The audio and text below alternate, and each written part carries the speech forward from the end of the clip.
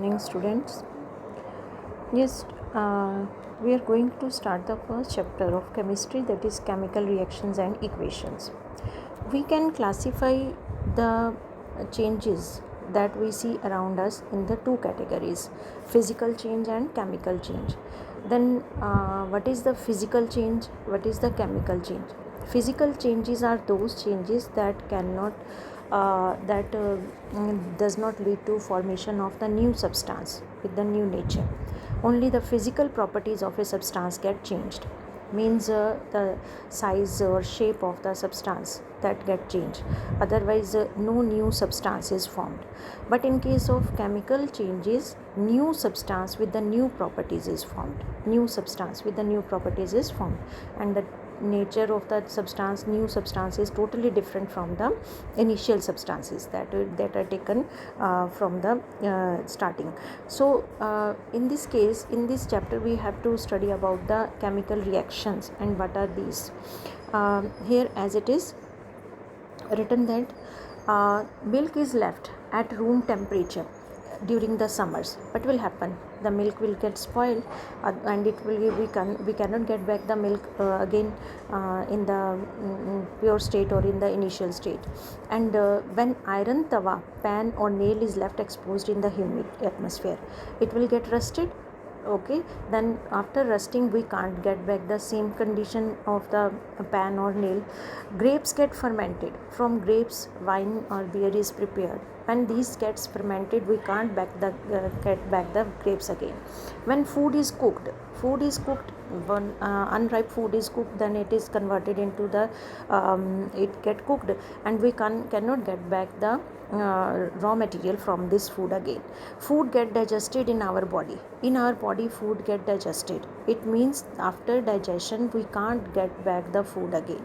We respire. We respire means we take oxygen, and this oxygen combines with the glucose that is formed after digestion and that is used to give the energy. We can't get back this oxygen that is being used, and we can't get back the glucose again. So all these are the chemical changes. All these, in this case, the nature and identity of initial substances have somewhat changed. So these are called the chemical changes. So whenever a chemical change occurs, we can say that a chemical reaction has taken place. What do you mean by chemical reaction? That involves chemical change, means in which new substance with a new property is formed. Now, how can we come to know that chemical reaction has taken place? Let us perform some activities to find this answer. Look here. Here is a magnesium ribbon, that is burning of magnesium ribbon.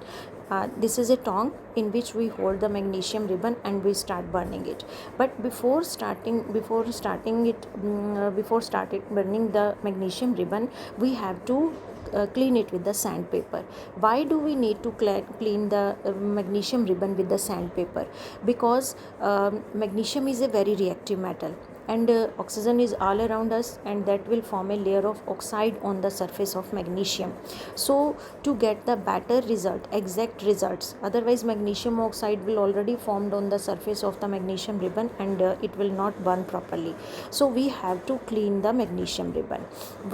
Then when we after cleaning the magnesium ribbon, we have to burn it. When we burn it, here is a watch glass. Look, here is a watch glass. The magnesium ribbon will get burnt, and the powder will be formed, and it will be collected. We will collect it in the watch glass. Okay, then can we get back from this powder again the magnesium ribbon? No. So it is a chemical change. Now here the question is that what are the observation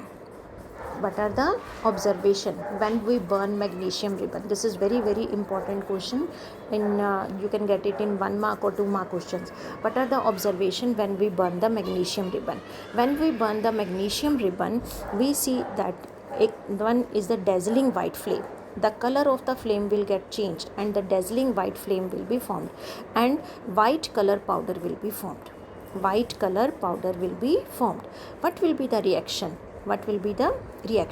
We can write here that magnesium, just a minute, that magnesium plus oxygen gives us MgO, magnesium oxide.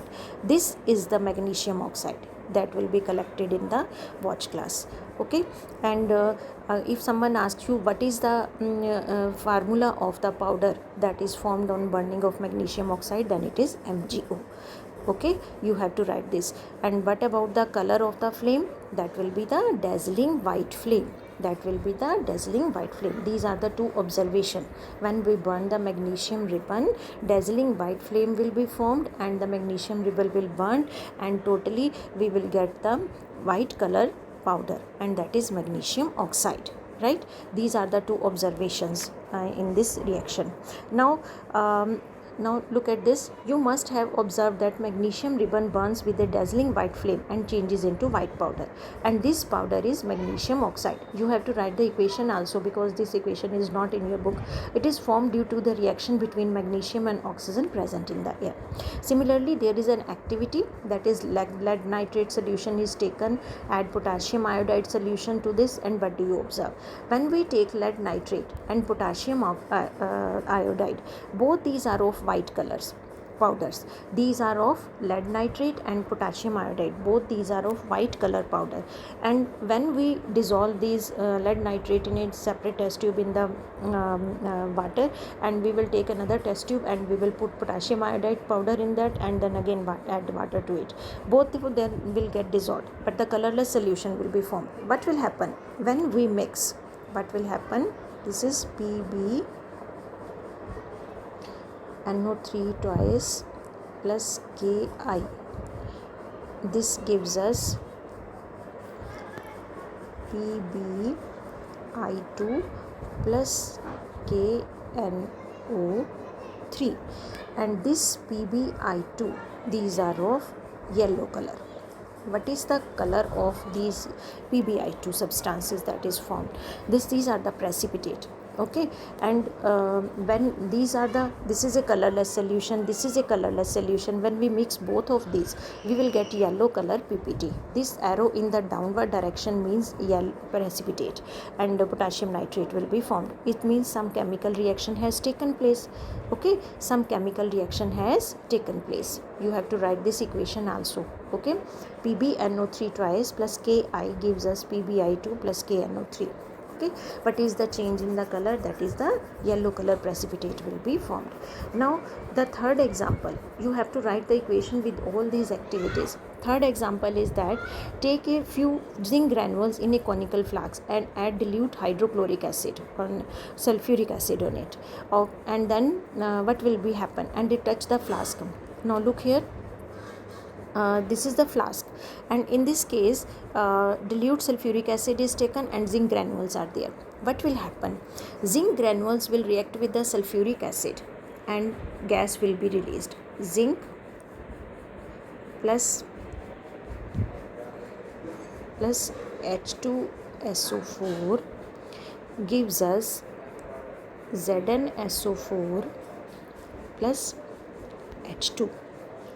This is a gas. Now I have made arrow in the upward direction. Arrow in the upward direction means gas. Arrow in the upward direction means gas.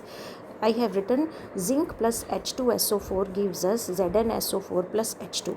Now in this case gas will be released, that is hydrogen gas, and on touching the container, on touching this flask, it will become hot.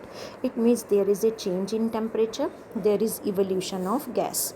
Okay, there is change in temperature and there is evolution of gas. Okay, from this we come to know that. And now the question is that when zinc is made to react with the sulfuric acid, which gas is released? Hydrogen gas is released. What is the test for hydrogen gas? What is the test for hydrogen gas? That is the pop sound test. Pop sound, that is the, just a minute, I will write again.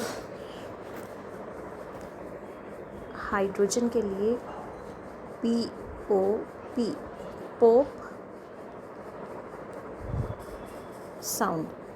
pop sound test. for hydrogen there is a test that is called the Popsown test.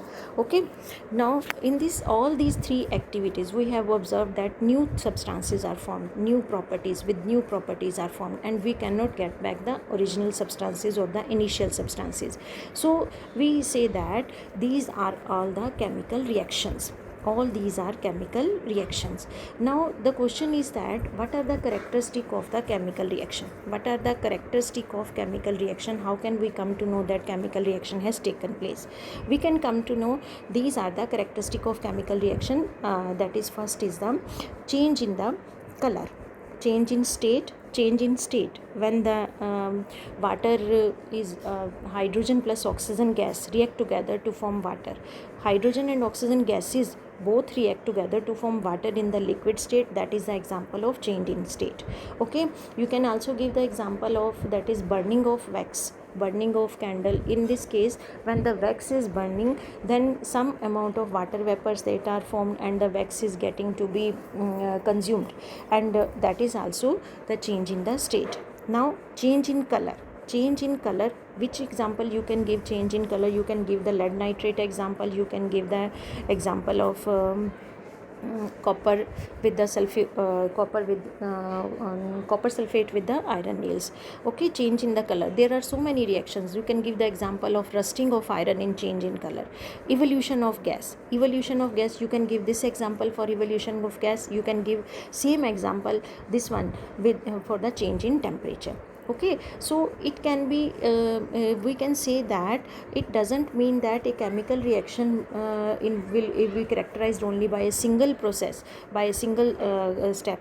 It can be characterized by, just like in this reaction. In this reaction we can say that there is evolution gas of the gas, there is a change in temperature, and the zinc granules, their color will also change.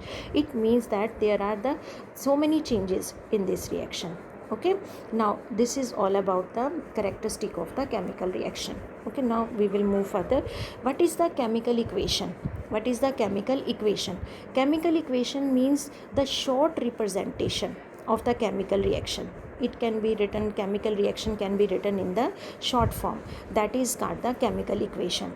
Okay, and the substances that undergoes, just as a chemical equation can be written in the two forms, that is in the word equation and in the second in the symbolic equation. Just like this, the word equation for the above reaction, magnesium plus oxygen gives us magnesium oxide. We have written the full name of the reactant and the product, so it is a word equation. And the substance that undergo chemical change in the reaction, that are called reactants. What are reactants? That undergo reaction. Here magnesium and oxygen has reacted together to form a new substance, new product, then magnesium and oxygen are reactant. The new substance is magnesium oxide formed during the reaction is the product, and the new substance that is formed after reaction, that is called the product. Okay, the substances that undergo chemical change, that are reactants, and the new substance formed after reaction is called the product. Okay, so how to write the chemical equation? We write the reactants on the reactants are written on the left hand side with the plus sign between them, and the product is written on the right hand side. If there are number of products, then there will be also plus sign. Okay, the reactants are written on the left hand side, and the products are written on the right hand side with the plus sign between them. And the arrowhead, this is the arrowhead points towards the product and shows the direction of the reaction. Okay, this points the direction, this shows the direction of the reaction, and it points towards the product, right? This is the way to write the chemical equation. This is the way how to write the chemical equation. Now, writing a chemical equation, we have said that we can write the equation in the word form, word equation, but we can also write the chemical equation in the form of symbolic form, where we use the symbols. Look here, Mg plus O2 gives us MgO. Here the symbol of magnesium is written, formula of oxygen is written, formula of magnesium oxide is written. So for writing the chemical equation, which type of equation should we prefer? We prefer to write the symbolic equation, that is the symbolic equation. Symbolic equation, because it is easy to write, it will consume less time. Okay, so when we count the, because symbolic equation is more informative, it tells us about the formulas, it tells us about the number of atoms of particular element taking part in the reaction. If the particular element, otherwise from the word equation we cannot judge the how many atoms of a particular element are taking part, but in from the symbolic equation we can judge how many atoms of a particular element are taking part in the reaction. Okay, so now the question is that we need to balance the equation. We need to balance the equation. If this equation is not balanced, means the number of atoms of the element on the reactant side is not equal to the number of atoms on the product side, then it is called the unbalanced equation. And you have learnt already in the 9th class, that is the law of the conservation of mass. So mass can neither be created nor be destroyed in a chemical reaction. Okay, the mass can neither be created nor be destroyed in a chemical reaction. So the mass of the reactant, that should be equal to the mass of the product. Total mass of the reactant should be equal to the total mass of the product. So we need to balance the equation. This is very, very important question. Why do we need to balance the equation? To follow the law of conservation of mass. Unbalanced equation is called skeletal equation. That is called skeletal equation. Look here, as here we say that here magnesium is 1. Here magnesium is 1, and on the product side magnesium is also 1, but in the reactant side oxygen is 2. Here oxygen is 2. Here oxygen is 1. So it means one oxygen is less here. So it is unbalanced equation. So we call it the skeletal equation. Skeletal equation is unbalanced chemical equation, and we have to balance the equation to follow the law of conservation of mass. We have to follow the law of conservation of mass. So we need to balance the chemical equation. Now the question is that how can we balance the chemical equation? There is a method known as the hit and trial method. How to balance the chemical equation. Look here, this is the word equation. Zinc plus sulfuric acid gives us zinc sulfate plus hydrogen. Here when we have to balance the equation, we will write on the left hand side and the right hand side the number of the atoms of the particular element. Okay, here look at this. Here when we write this equation in the symbolic form, then we will come to know that how many atoms are there of zinc and how many atoms of the particular sulfuric acid, in case of how many atoms of hydrogen, sulfur and oxygen are there. Zinc is 1. Here zinc is also 1. Hydrogen is here 2. Sulfur is 1. Oxygen is 4. It means this is a balanced equation. All the atoms of the particular elements are equal, right? So we can say that this is a balanced equation. Look here, just as this. Zinc 1. Here zinc is 1, and here zinc is also 1. On the reactant and the product side we will match. Hydrogen 2 atoms. Here hydrogen is also 2. Sulfur 1, and here sulfur is also 1. Oxygen 4. Here oxygen is 4. It means in this case the number of atoms of the elements on the reactant side is equal to the number of atoms on the product side. So this is already balanced equation. Okay, so this is a balanced equation. Now let us try to balance this equation. Look here, iron Fe plus H2O, this is made to react with the steam. Formula of the steam is also H2O, but we have to write here G along with this. G means gas. Then it form ferric oxide Fe2O3 plus H2. Now look here, when we have to balance the equation, first of all write the formulas, write the symbols in a box. Okay, write these, because we have not to change the formula. Look here, step 1, to balance a chemical equation, first draw boxes around each formula. Here around each formula there he has written the boxes. It means that we can't change the formula.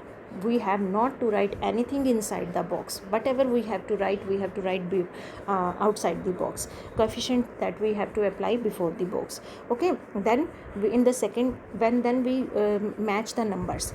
Iron here, look here, on the reactant side is 1, here iron is 3. Okay, hydrogen is 2, hydrogen is 2, and hydrogen is 2. It is balanced. But oxygen here is 1, oxygen is 1, and here oxygen is 4.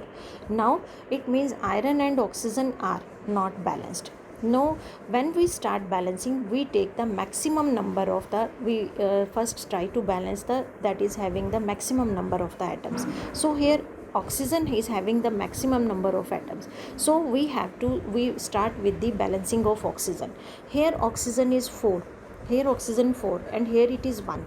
If I multiply this H2O with 4, if I multiply H2O with 4, it means then oxygen will become 4, right? Look here, if in this case, look here, the third step, I have multiplied water with the 4, H2O with the 4, then it will become 4H2O. That means the oxygen will become the 4. Oxygen will become 4. On oxygen will become 4, then the hydrogen will become 4 into 2, 8. Hydrogen will become 8. 8 atoms of hydrogen will be there. Then what can we do? We will multiply this. Look here, I have balanced, look here, this one 4, and multiplied H2O with the 4, that means oxygen getting balanced. But and after that, now hydrogen is imbalanced, and but iron is also imbalanced. Now only oxygen is getting balanced. Then what should we have to do now? We will try to balance any one of it, okay, from iron or the hydrogen. For this, look here, initial at to balance 8, now hydrogen has become 8, so I will write 4 before the H2, 4 before the H2. Look here, this is 4 before the H2. It means now oxygen, hydrogen is also balanced, oxygen is balanced, left is the Fe3. Now I will balance Fe by writing, now look here, writing 3 before the Fe. So on writing this, now look here, this is the balanced equation. 3Fe plus 4H2O gives us Fe3O4 4H2. 3Fe, 8 hydrogen, 4 oxygen, 4 oxygen. Now the number of the atoms of the particular element on the reactant side is equal to the number of atoms on the product side. So now it is balanced equation. Okay, in this way we will try to balance the equation. Okay, you have to practice it more and more, then it will become very easy, and we can in this case we have done so many times to balance the equation. So this method is called hit and trial method. So this method is called hit and trial method. Which method is used to balance the chemical equation? That is hit and trial method. Okay, because we have to try number of times. If one get balanced and the other become imbalanced, so we have to try number of times. Okay, now how can we make the chemical equation more informative? How can we make the chemical equation more informative? We can make it more informative by writing the conditions. Look here, as here it is written that Fe along with the FeS is written, that means it is in the solid state. H2 along with the H2G is written, that means it is in the gaseous state. Here again Fe3O4 solid, it will be formed in the solid state, and here H2 along with the H2 gas is written. It means that it is showing that this will be in the solid form, that will be in the gaseous form, so it will make the equation more informative. So we have to use the notation, the physical states of the matter of the products and the reactants can be mentioned along with their chemical formula. So these notations are used, and we have already said that we can write the conditions on the above the arrow. Just as in case of photosynthesis, we write sunlight, chlorophyll is necessary for photosynthesis, but there is no formula of sunlight, so we write the up and down in the sunlight and chlorophyll, because these are the condition. Here CO plus 2H2O gives us at the 340 atmospheric pressure, this gives us CH3OH. So we can make the chemical equation more informative by writing their physical states along with the formulas. Okay, and these can be written in the notations form. We can write arrow in upward direction for the gaseous state, and we can write the arrow in the downward direction for the precipitates. Okay, in this way we can make the chemical equation more and more informative, right? This was all about, and after this we will start in the next lecture about the types of the chemical reaction. But before that you have to practice this, how to balance the chemical equations. There are many equations in your exercise in text questions also, so you have to practice that. Okay, and next, what are the types of the reaction, that we will proceed in the next lecture.